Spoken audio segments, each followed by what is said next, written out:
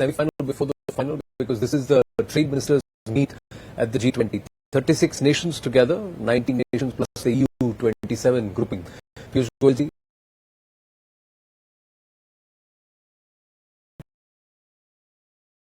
Namaste. Jai Hind. You must be over the moon. Oh, yeah. Yes, it's a very proud moment for all of us. I think scientists of India have really done us proud. Everybody in the meeting was very excited. Every trade minister from across the world, from the largest economies of the world, has complimented India on this unique feat. I think Prime Minister Narendra Modi's inspirational leadership, the way he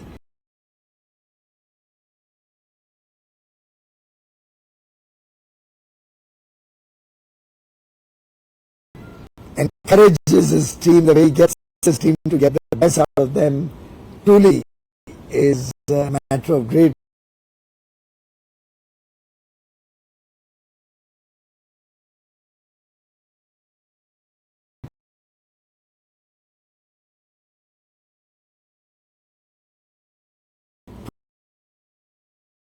pride and satisfaction. With your timing, he's at BRICS. You are here leading the trade ministers delegation at G20, and then we have Chandrayaan. Does it not really signal India's arrival on the global stage? I think it certainly signals to the world our growing relevance. India has arrived clearly on the global stage. The world is looking up to Narendra Modi's leadership today.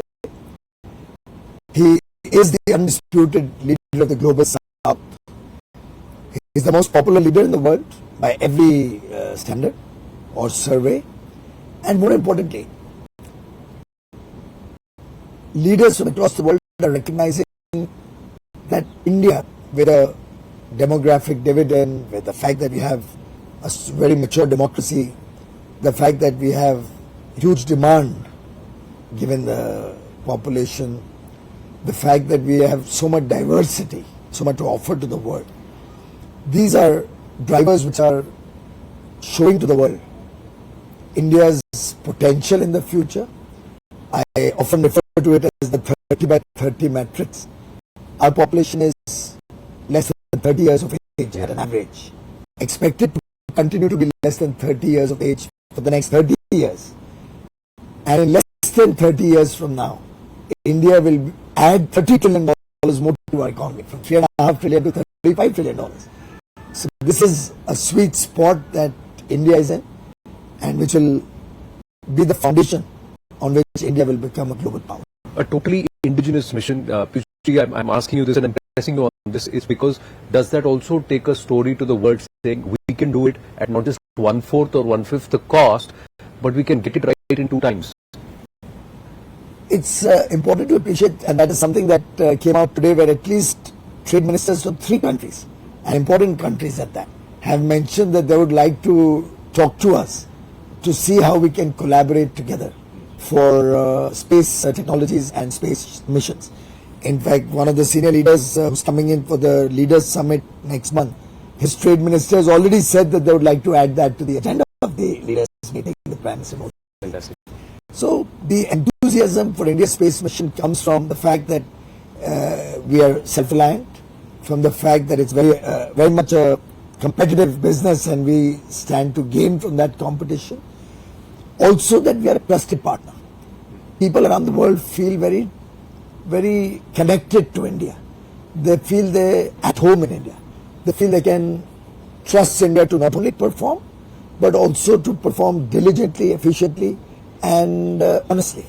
And that's the paradigm shift in the India story that is holding us in very good stead. We saw NASA retrofit a lot of the technology they use for their moon missions back into many other things, and then also use it for their manufacturer and trade cloud.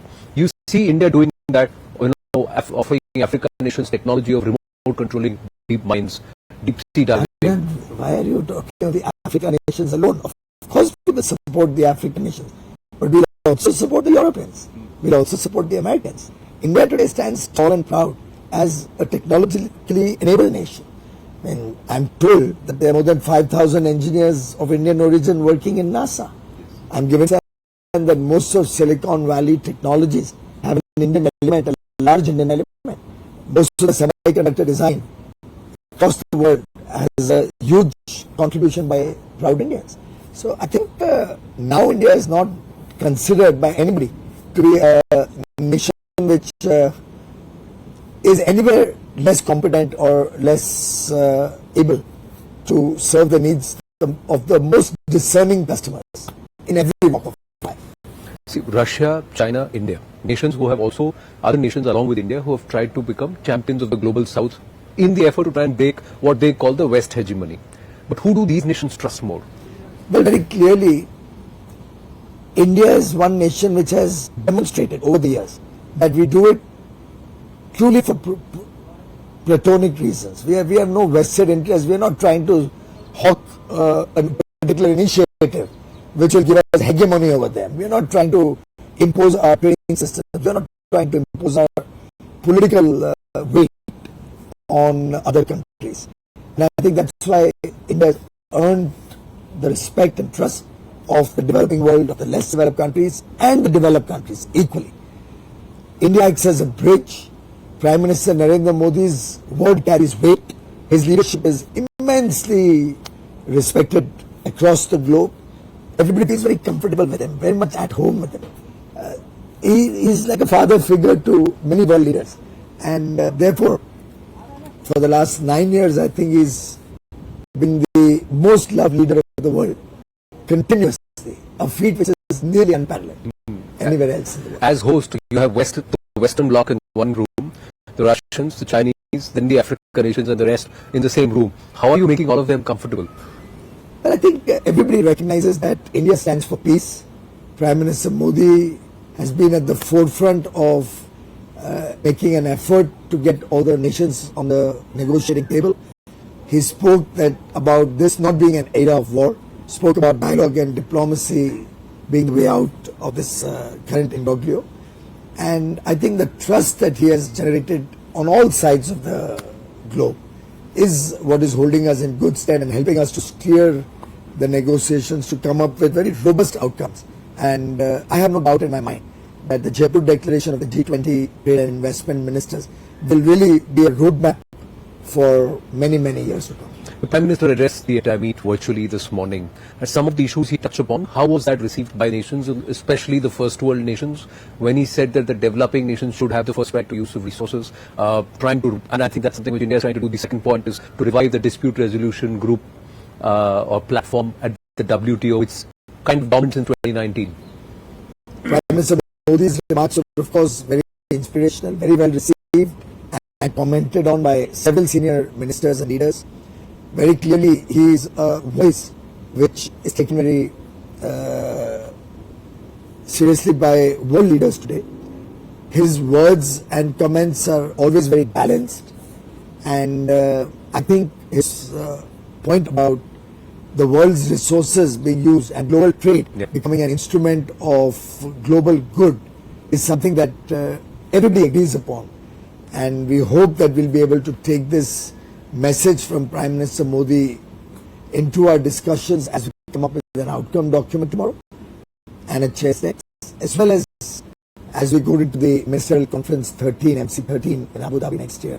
I think his pearls of wisdom will hold all of us in good stead. No, I know you had a very critical role to play the previous round to get some outcomes out in the columns, and I know there are a lot of midnight oil that was burnt.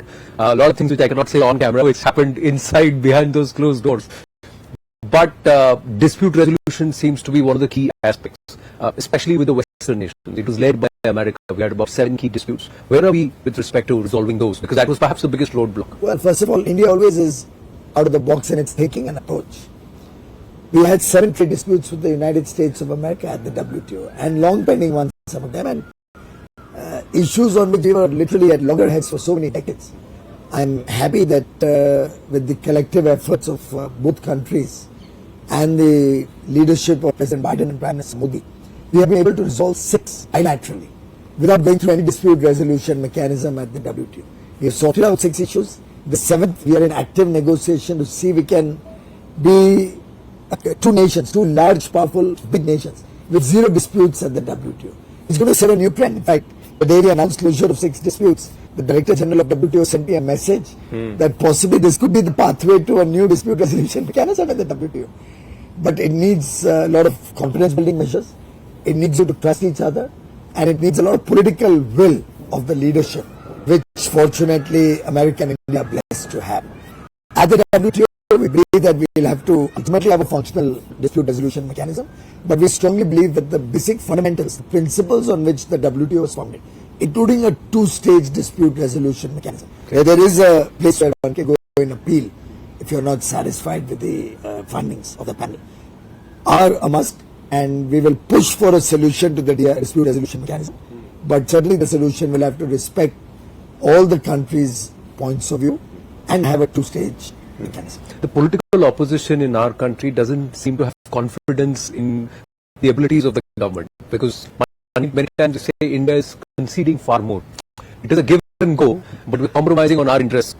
You know what happened with the levies with the US government. You clarified on it the last time we spoke, but there are concerns being raised that India's interests are being compromised just to get resolution on the table or just to get understanding done. You remember that old Hindi saying, "Jo na samjhe वो", और जो समझने चाहते ही नहीं है, जो समझने में जिसको कोई दिलचस्पी नहीं है, और शायद जिसकी समझ कम है, उसको हम क्या बैठ के शिक्षा देंगे?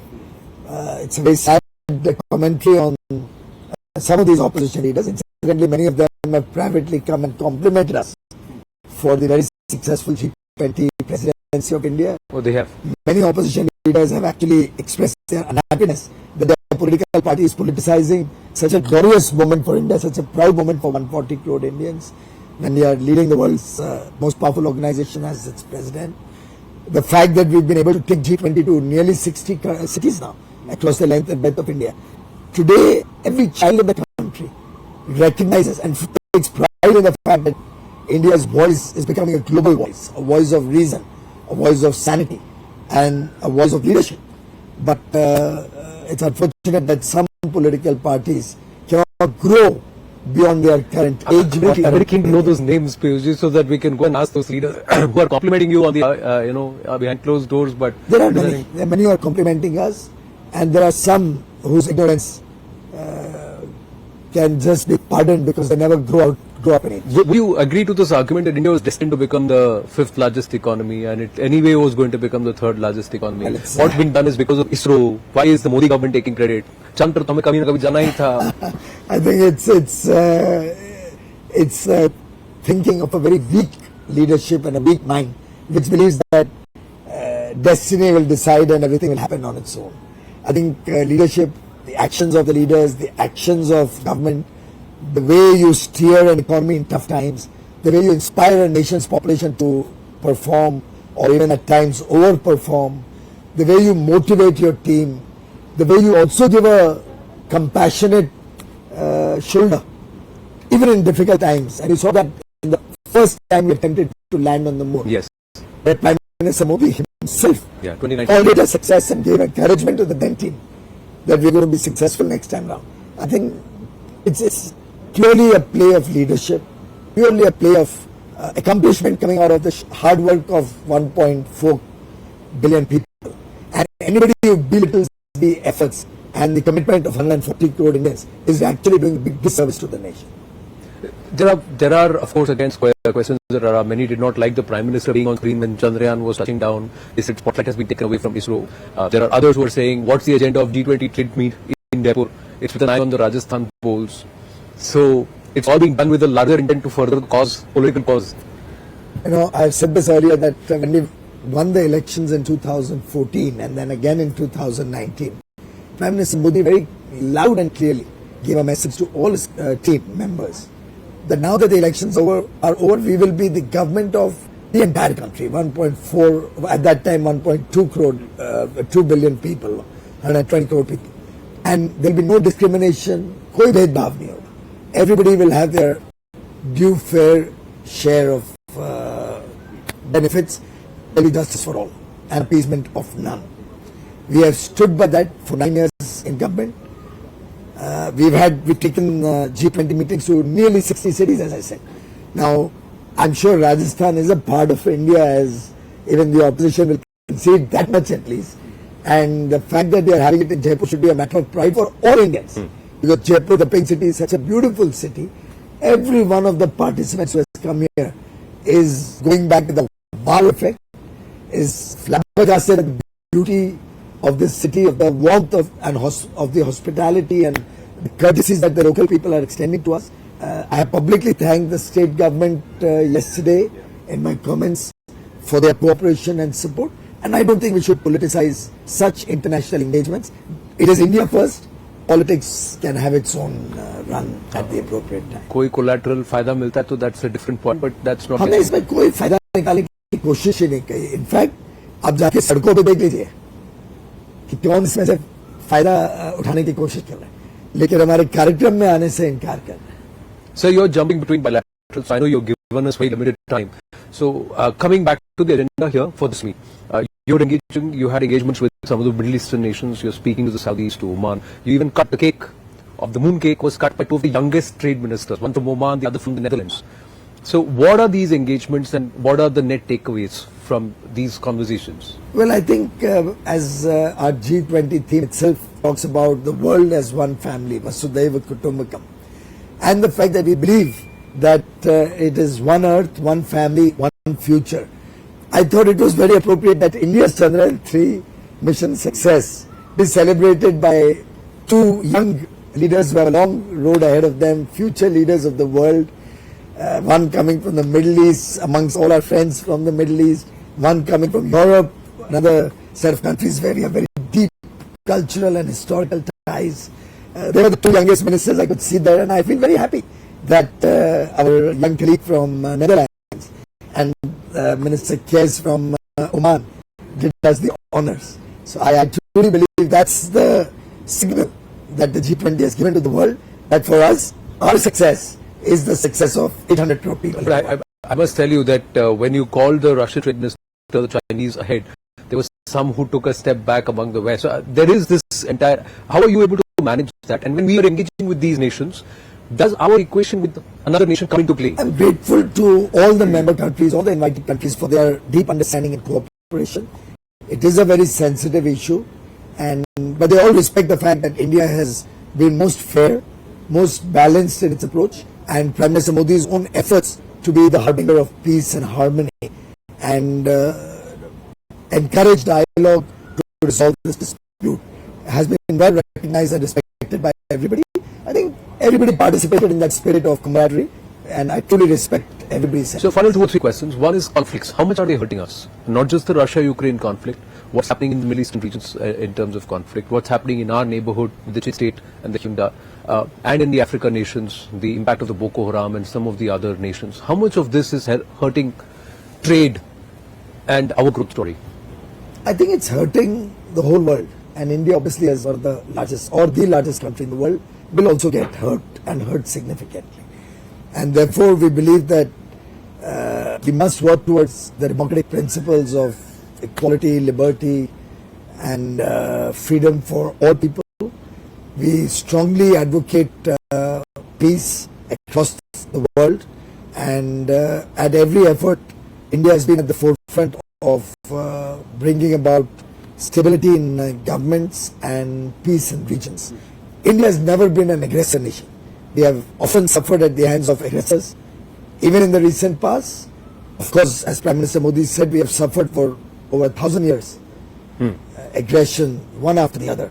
But India is a resilient nation, and I'm confident that with all these crises, all these difficulties, we will only emerge stronger, better, and work for the welfare of our 40 crore. Like I promised, 2 questions, and I know I'm under time pressure. We had tomato prices soaring. Now we've had onion prices, and the government has stepped in. They're unprecedented situations because the entire tomato basket had a lot of rain. Onions. Are we looking at an impending food crisis, which is being pushed? Thank you for understanding, Anand. I'm glad that you appreciate that it is a once in a blue moon story that all the tomato growing areas had rain at the same time. In this situation, there was a stress on prices, but Prime Minister Narendra Modi was on top of it. He immediately galvanized teams from NAFED and NCCF to do something which has never been attempted in the history of India, of actually picking up tomatoes, which is a product you can't even store. It has a very low shelf life, and there is no storage mechanism. And make sure that the availability of that could be augmented in areas where it was very expensive. Incidentally, it's almost ominous, but about 6 months ago, we started thinking about what if there was a problem. And after a lot of deliberation with a lot of startups, on 30th June, nearly a month or 21 days before the prices hit a crisis situation, 30th June we launched a hackathon to find ways to store tomatoes or process it in a cost-effective manner. And that is going on. We are given 2 months for people to come up with ideas. We are waiting until the end of July, August to get those ideas.